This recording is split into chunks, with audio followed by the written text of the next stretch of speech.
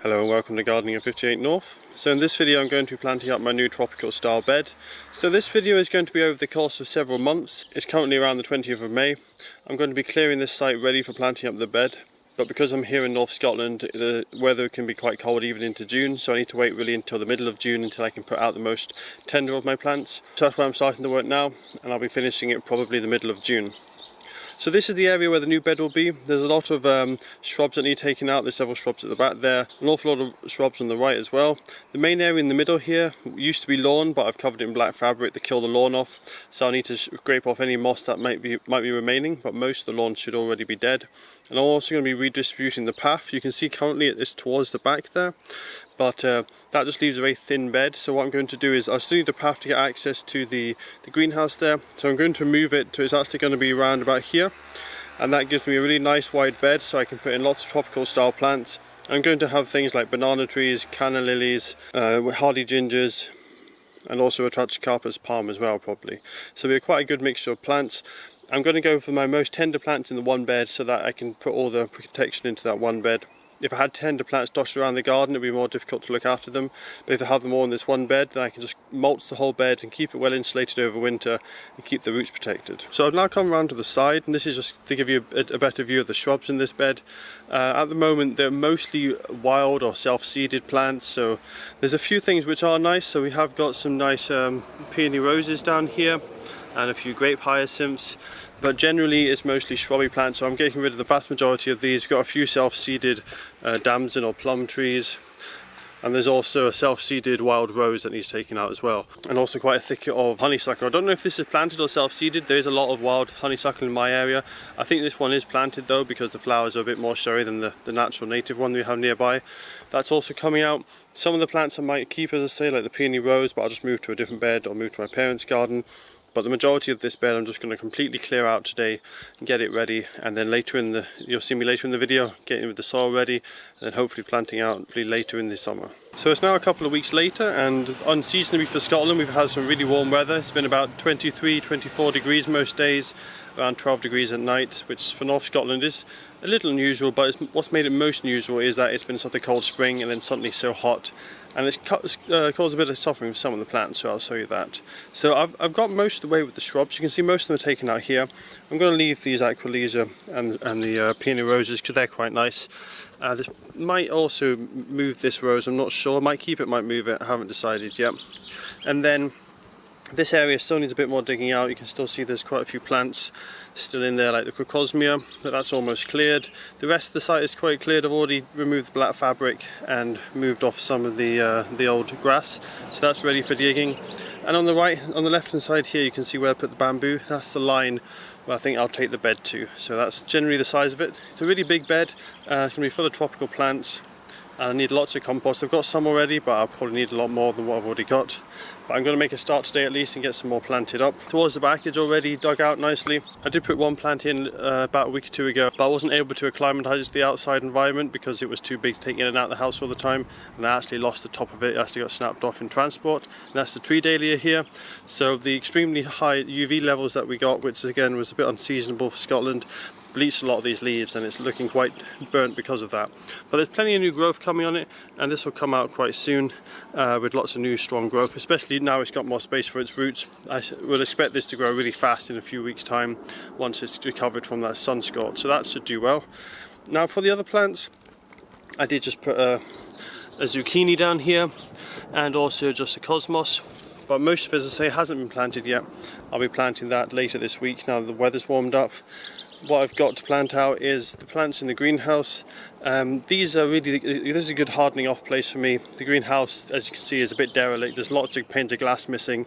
It's not really protecting the plants at all, apart from a bit of wind, so it's a good place to harden them off because it's almost outside. So I've got lots of these castor oil plants which are desperately needing to be planted out. I haven't really got any more pots, that's why they're starting to lose their leaves and they're not looking as happy now, because I can't repot them, don't have big enough pots for them. But these desperately need to go out, so they'll probably go in the bed. I'll also be planting out the Canna Lilies here.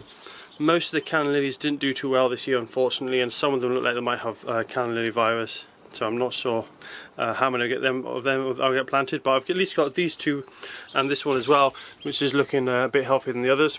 And I've also got my 2 hardy gingers, so they'll hopefully go in the bed as well, along with, as I say, all these other castor oil plants. And then the rest of the banana plants, they're currently hardening off. The rest of the garden, as I say, is a work in progress. I'm waiting for the grass to get killed off in this area, and the back area will be a studio shed once the timber prices go back to a reasonable level, because with coronavirus and everything, the timber prices have gone up a huge amount. So these are the plants that will be going in the bed. They're currently hardening off. Might need 2 or 3 more days to harden off.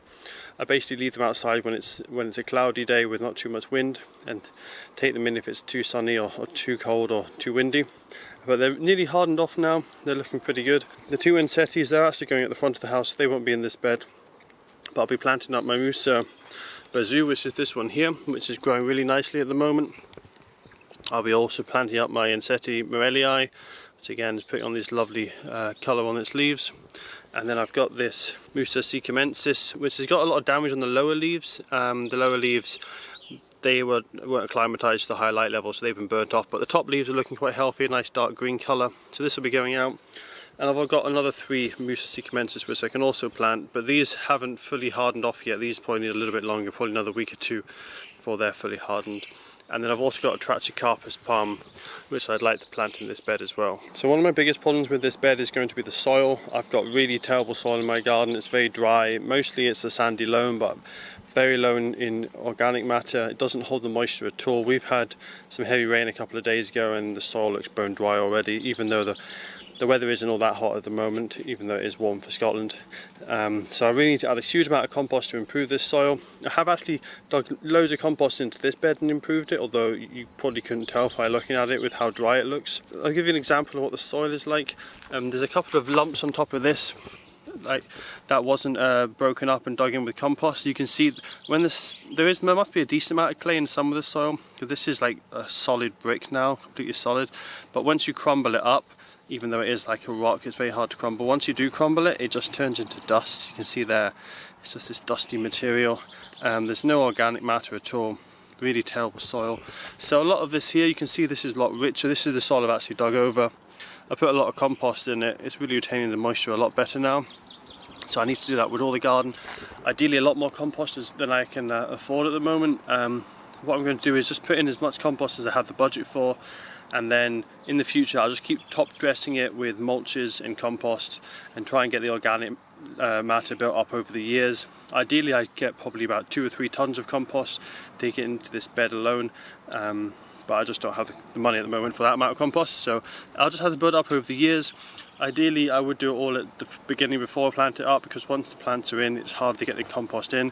But as long as I can get some compost in the soil and enrich it a bit, make it a favourable environment for worms and things, if I then keep top dressing it, then the worms at least can get the organic matter worked into the soil.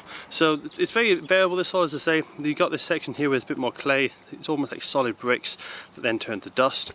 Then other parts of the garden, like just this bit just along here in the same bed, this is really sandy soil. You can see here it's really loose, really sandy, which is easy to work, but again doesn't hold any moisture.